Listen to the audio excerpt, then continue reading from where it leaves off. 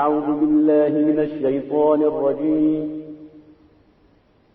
بسم الله الرحمن الرحيم إن هذا القرآن يهدي للتي هي أقوم ويبشر المؤمنين الذين يعملون الصالحات أن لهم أجرا كبيرا. بسم اللہ الرحمن الرحیم رب اشرح لی صدری ویسر لی امری واحلل عقدۃ من لسانی یفقہوا قولی. تفسیر قرآن سورہ حجرات تفسیر کے سلسلے کی تیسری کڑی کی طرف ہم آگے بڑھ رہے ہیں. خداوند تعالیٰ کا ارشاد ہوتا ہے یا ایھا الذین آمنوا لا ترفعوا اصواتکم فوق صوت النبی ولا تجهروا له بالقول كجهر بعضكم لبعض ان تحبط اعمالكم وانتم لا تشعرون. اے ایمان والو، اپنی آواز کو نبی کی آواز پر بلند مت کرو، اور جس طرح ایک دوسرے کو تم پکارتے ہو نبی کو مت پکارو. امکان ہے کہ تمہارے اعمال باطل ہو جائیں اور تمہیں علم بھی نہ ہو. یہاں پر خداوند تعالیٰ نے پہلے آیت کی طرح یہاں بھی درس دیا ہے کہ آپ نے نبی کریم صلی اللہ علیہ وسلم سے جو رابطہ رکھنا ہے اس کا کیا انداز ہونا چاہیے. نبی کا احترام ضروری ہے.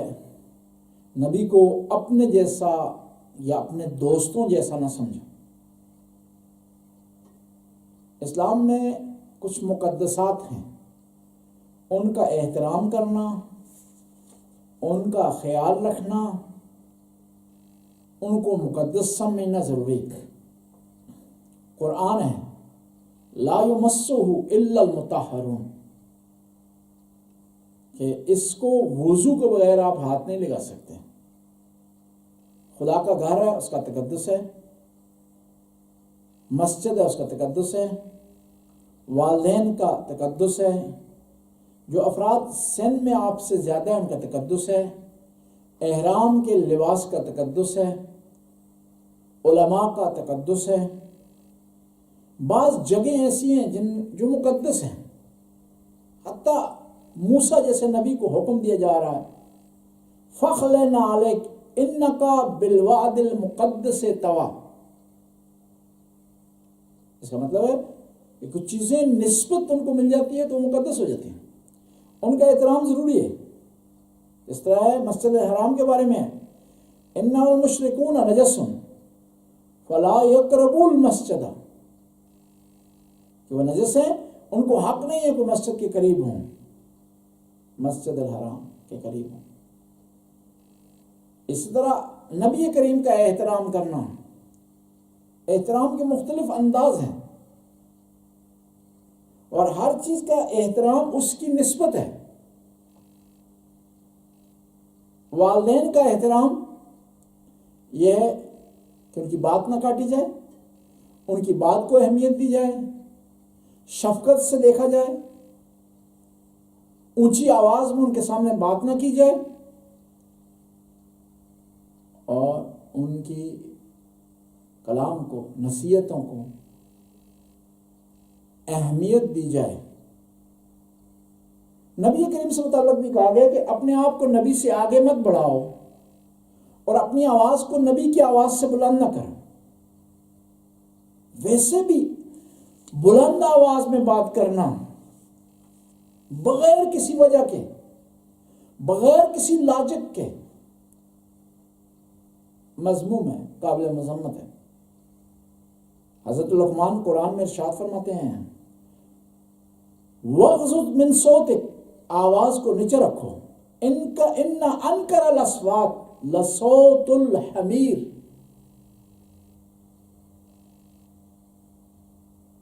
کہ آواز کو کم رکھو، اور سب سے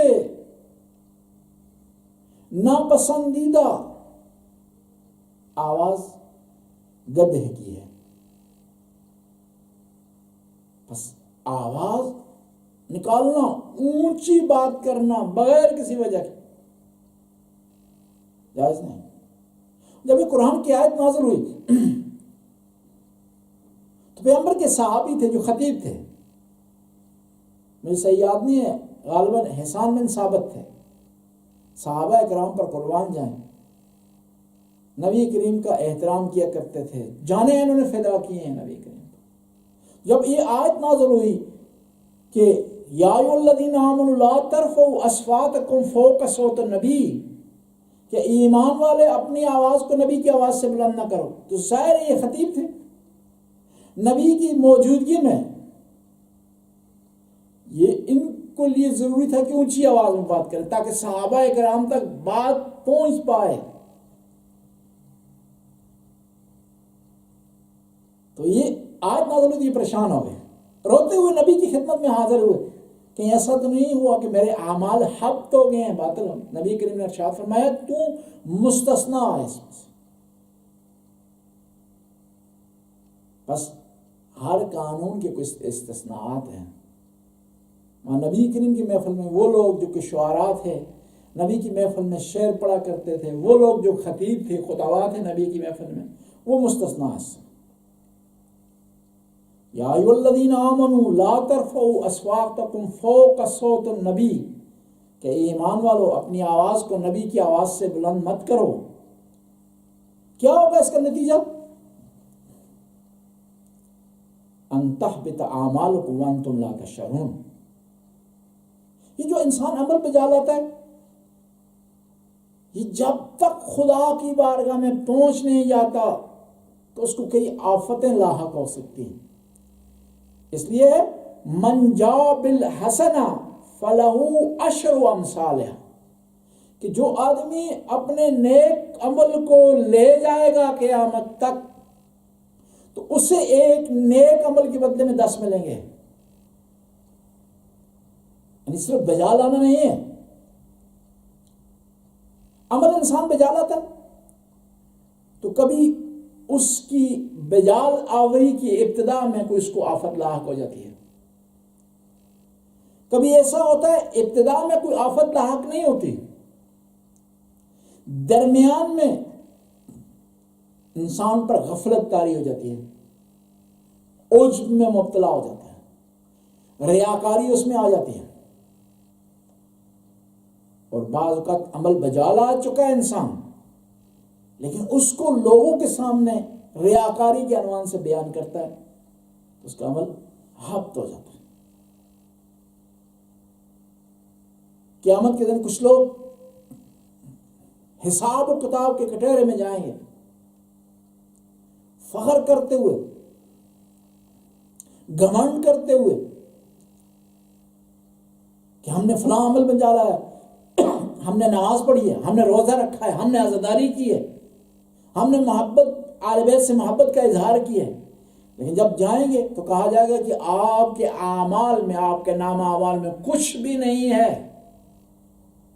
کہیں گے ہم نے فلاں وقت میں نماز پڑھی تھی، اتنا چندہ دیا تھا، غریبوں کی مدد کی تھی، محتاجوں کے لیے آسرا بنے تھے.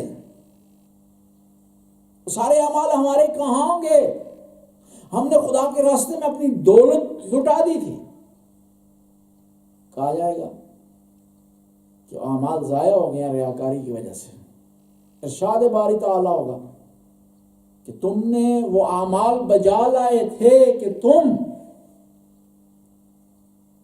لوگوں کے ہاں شہرت حاصل کر سکو، لوگوں میں مشہوری ہو جائے کہ یہ بڑا پیسہ خرچ کرنے والا ہے، بڑا سخی ہے. اور تم نے تو خدا کے لیے نہیں کی تھی. جب تم نے شہرت کے لیے کی تھے، لوگوں کی واہ واہ کے لیے کی تھے، لوگوں کی تعریف حاصل کرنے کے لیے کیے تھے، بس تمہیں وہیں دنیا میں تعریف مل گئی. اب یہ ہو نہیں سکتا کہ تم ایک عمل خدا کے لیے بھی کرو اور پھر بندوں کی تعریف حاصل کرنے کے لیے کرو. اور بعض اوقات یہ چیز شرک تک پہنچ جاتی ہے. اور شرک کے بارے میں کہا گیا اتنا خفی ہے، اتنا پنہان ہے، اتنا مخفی ہے شرک کہ انسان محسوس نہیں کر سکتا۔ علماء مثال دیتے ہیں کہ شرک بعض اوقات اس کی مثال اس طرح ہے جس طرح رات کی تاریکی میں ایک سیاہ پتھر پر چیونٹی چل رہی ہو۔ انسان نماز پڑھ رہا ہے، اللہ اکبر اس نے کہا، دو آدمی اس کے قریب کھڑے ہیں، نیت خدا کے لیے اس نے کی، لیکن اس کے ذہن میں آ گیا ہے کہ میں ابھی مجھے موقع ہے کہ اونچی آواز میں نماز پڑھوں اور لوگ میری آواز کی تعریف کریں، میری قرآت کی تعریف کریں اور میری تجوید کی تجلیل کریں۔ کہ کتنا پیارا انداز ہے، کیا صوت ہے، کیا لحن ہے۔ یہ صرف ذہن میں آنا ریاکاری کا باعث بن سکتا ہے اور یہ شرک تک انسان کو لے جا سکتا ہے۔ آج کے درس کو یہیں مکمل کرتے ہیں اور انشاءاللہ کل اسی آیت کی تفسیر کو آگے بڑھائیں گے۔ خدایا ہماری اس قلیل سی عبادت کو قبول و منظور فرما، ہمارے گناہوں سے درگزر فرما۔ رمضان کا مہینہ ہے، ہمیں رات کو عبادت کرنے کی توفیق عطا فرما، دن کو قیام، دن کو صوم روزہ رکھنے کی صحیح معنوں میں توفیق عطا فرما، رات کو قیام کرنے کی توفیق عطا فرما۔ یا اللہ اس مہینے میں تہجد بجا لانے کی توفیق عطا فرما، نوافل رمضان بجا لانے کی توفیق عطا فرما۔ خدایا تیری بارگاہ میں عاجزی سے عرض کرتے ہیں، خدایا ہم روزہ رکھتے ہیں، نادان ہیں، اگر اس میں کوئی کوتاہی ہو اسے معاف فرما۔ یا اللہ ہمارے روزے میں کمی رہ گئی ہو تو اسے خود مکمل فرما۔ خدا تیری بارگاہ میں ہم عرض کرتے ہیں اس رمضان کے مہینے میں دنیا اس وقت مبتلا ہے مختلف بیماریوں میں، خاص طور پر کرونا کی بیماری۔ یا اللہ اس دنیا کو، انسانوں کو اس سے نجات دلا، جو مبتلا انہیں شفائے کاملہ وعائلہ عطا فرما، جو چل بسے ہیں یا اللہ ان کی قبروں کو منور فرما، جو محفوظ ہیں انہیں اپنے حفظ و امان میں رکھے۔ یا اللہ آج کی جس آدمی نے خرچہ برداشت کیا ہے، ملک محسن ہے، یا اللہ ان کی توفیقات میں اضافہ فرما۔ یا اللہ ان کے والدین کا سایہ ان کے سروں پر دائم فرما، ان کے گھر میں برکات کا نزول فرما۔ یا اللہ ان کے رزق میں وسعت عطا فرما، اولاد کو نیک اور صالح بنا، مرحومین کی مغفرت فرما۔ خدایا زمانے کے امام کے ظہور میں تعجیل فرما۔ خدایا تیری بارگاہ میں ہم عرض کرتے ہیں، تیری رزق کے ذریعے ہم روزہ رکھتے ہیں اور اسی رزق کے ذریعے افطار کرتے ہیں۔ خدایا ہم سے رزق کی تنگی نہ فرمانا۔ ربنا آتنا فی الدنیا حسنہ وفی الآخرۃ حسنہ وقنا عذاب النار۔ اللہم صلی اللہ